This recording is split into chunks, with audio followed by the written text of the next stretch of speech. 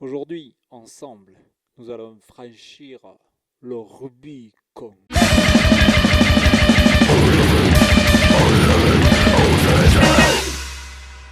Si vous trouvez les vidéos instructives, n'hésitez pas à liker, vous abonner, mettre des messages, ça me fait super plaisir, ça m'encourage. Et si vous êtes un élève à moi, n'hésitez pas à en parler à vos parents. Pourquoi? Ils seront super contents de voir que vous vous intéressez à quelque chose qui développe votre concentration, votre maîtrise de vos émotions. Quand on perd, on a besoin d'être capable de respirer pour reprendre un esprit clair et puis parfois faire une pause. Ça veut dire prendre une décision qui va être capitale pour votre vie. Donc quand vous franchissez le Rubicon, il ne faut pas se rater. Par exemple, César, ici présent, on lui a dit, un mec qui s'appelait Pompée, en 49 avant Jésus-Christ, donc ça date, il lui a dit, toi, César, tu rentres plus dans Rome, sinon c'est fini pour toi. César, il était donc face à un choix décisif dans sa vie, soit il se soumettait, soit il franchissait le Rubicon. Le problème, c'est que si on franchit trop vite le Rubicon, on peut se noyer. Ici, dans la situation que vous avez devant les yeux, Noir est en train d'attaquer fortement Blanc. Est-ce qu'il va franchir le Rubicon en l'attaquant par cette ligne? Est-ce qu'il va essayer de le contourner un petit peu? Ou est-ce qu'il va faire autre chose? Donc César, je rappelle, avant de franchir le Rubicon, qu'est-ce qu'il a fait? Il a vérifié qu'il avait des gens avec lui, parce que tout seul on ne fait pas grand-chose. Il demande à ses hommes, est-ce que vous êtes là? Et les hommes ils lui répondent, ouais, Sasagayo, Sasagayo. Du coup, ils sentent qu'ils sont là. Ils décident de franchir le Rubicon. Ça veut dire quoi dans cette situation? Ça veut dire que si vous faites ça, eh bien, vous êtes tout seul. Hein. César, là, il a franchi le Rubicon tout seul.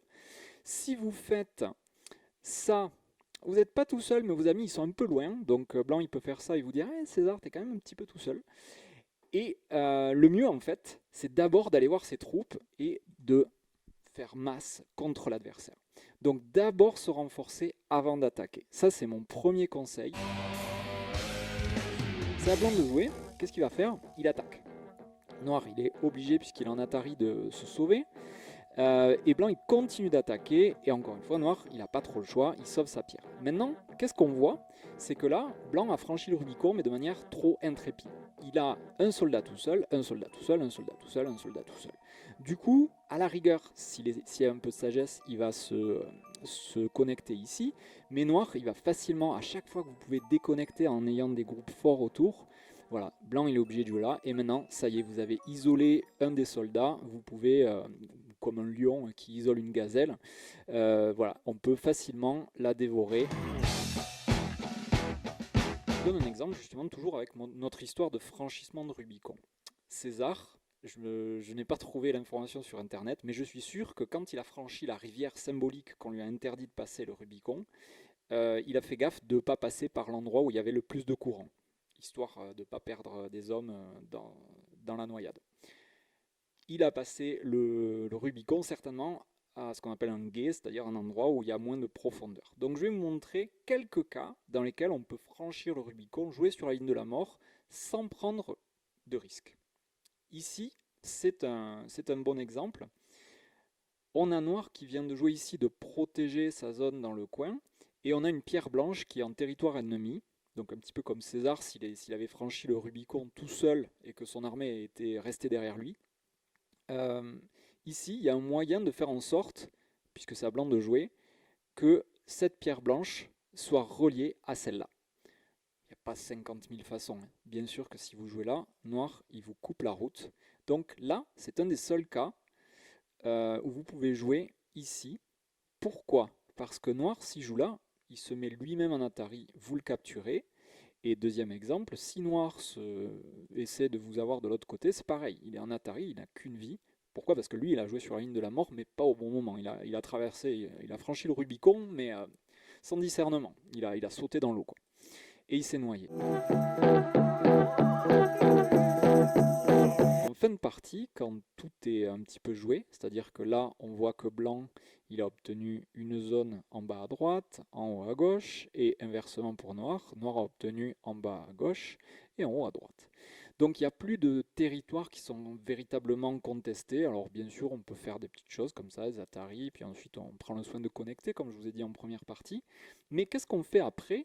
eh bien on voit qu'il faut fermer les territoires sur les bords. Donc blanc, même s'il n'a pas de pierre de l'autre côté, eh bien il peut jouer sur la ligne de la mort. Pourquoi? Parce que, encore une fois, si noir joue là, il est en Atari, donc noir ne pourra pas jouer là. Qu'est-ce qu'il va faire noir? Ben, a priori, il va empêcher blanc de rentrer dans son territoire. Blanc, il va sauver sa pierre. Et noir, il sera bien avisé de faire en sorte que blanc ne le coupe pas ici. Exercice 1, on est en début de partie en 9-9 et blanc attaque directement. Noir décide de lui enlever une liberté, donc blanc n'a plus que 2 libertés. Et blanc profite du fait que noir a attaqué de manière un peu intrépide pour couper, donc les deux sont dans une situation difficile. Vous êtes noir, est-ce que vous préférez attaquer, mettre blanc en Atari, faire ce qu'on appelle un obi, c'est-à-dire aider cette pierre, lui donner davantage de liberté, lui donner de la force, la soutenir, ou jouer en C? Deuxième question, on est toujours en début de partie, on a toujours une attaque un petit peu féroce de noir, et là on a une attaque encore plus féroce de noir. Blanc, plein de sagesse, reste connecté à ses pierres tout en enlevant une liberté à la pierre noire. Et maintenant c'est à noir, est-ce qu'il vaut mieux qu'il joue en B? Est-ce qu'il vaut mieux qu'il joue en A? Ou est-ce qu'il vaut mieux qu'il joue en C? Pareil, vous me mettez un commentaire, question 2, A, B ou C. Troisième question, une partie un petit peu plus avancée. Chacun protège son territoire, très bien. Ici, c'est à blanc de jouer. Est-ce qu'il va jouer en B? Est-ce qu'il va jouer en C? Ou est-ce qu'il va jouer en A? Quatrième question, on est à un stade plus avancé de la partie. C'est à noir de jouer. Est-ce qu'il va jouer ici? Donc là, c'est 3 coups sur la ligne de la mort.